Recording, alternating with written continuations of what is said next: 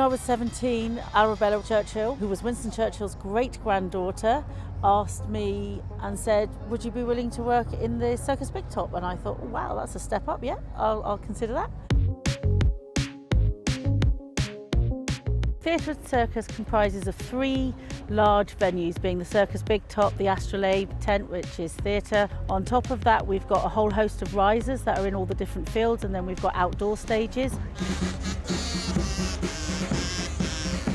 We've also got hundreds and hundreds of walkabout artists that literally fill our fields with the most spectacular and unsurprising or completely surprising things that you just would not expect to see. You notice here this lovely orange top to the lovely crest. That's quite a rare breed, I think. That's a beautiful rare breed, that is. Yeah, my name is Jess Moss. I am stage manager of the Summer House stage and the Walkabout performers and the Cleveland shows.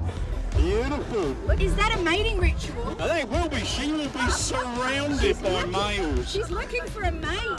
Walkabout artist is someone who is dressed up and they go out and they perform walking around. They meet the public and they are very beautiful or they're very funny. You see the state of the world these days? Awful. Absolutely nothing going on. Smash the system. Burn it all down. Dad, can we have some pocket money? With the pram, it's small enough that people expect to see real babies, proper babies, and then they do this like triple take. Yeah. So it's just our faces, like.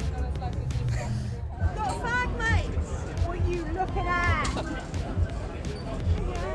The thing I really love about the Walkabout acts is they're very engaging and they go out and they inspire awe in the public because they're not expecting to see things that look like a giant hummingbird in the middle of a field.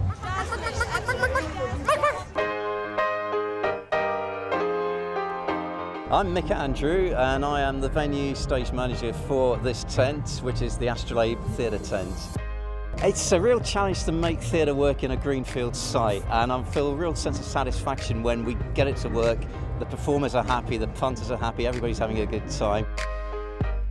Siegfried and Joy, this first time we ever had them. They're from Berlin. They look a good, fun, zany, upfront, magic juggling, comic act. Gets the audience engaged. That's exactly the kind of show that works here. It's not enough for Glastonbury. No, they don't applaud when they see No, that's not enough, but maybe We are a magic act from Berlin, Germany. It's our first time in Glastonbury. It's huge. We climbed up the hill and we thought, wow, it's like a city.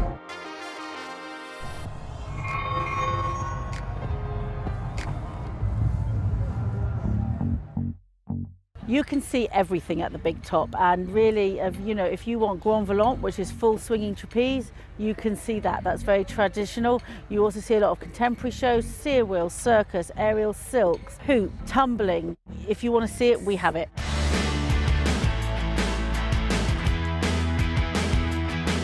I'm absolutely delighted to have Johnny and Tilly on the stage. For a long time, I feel like I need to evenly represent all art forms, but also all abilities. It's been great working with Johnny because he doesn't come from a circus background, and I had been doing circus before when we met. We were kind of starting from scratch and we figured out what works for our 2 bodies rather than trying to replicate duo acts that are already out there, which for me is what I like to do and what I like to make, so it was really fun and exciting. You come to the Big Top at Glastonbury because your mind's just going to be blown at every single act, and everyone's just so welcoming.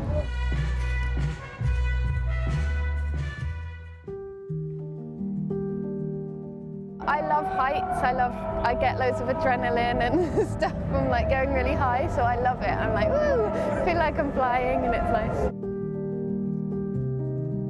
For me, it's like a camping holiday, but with loads of circus.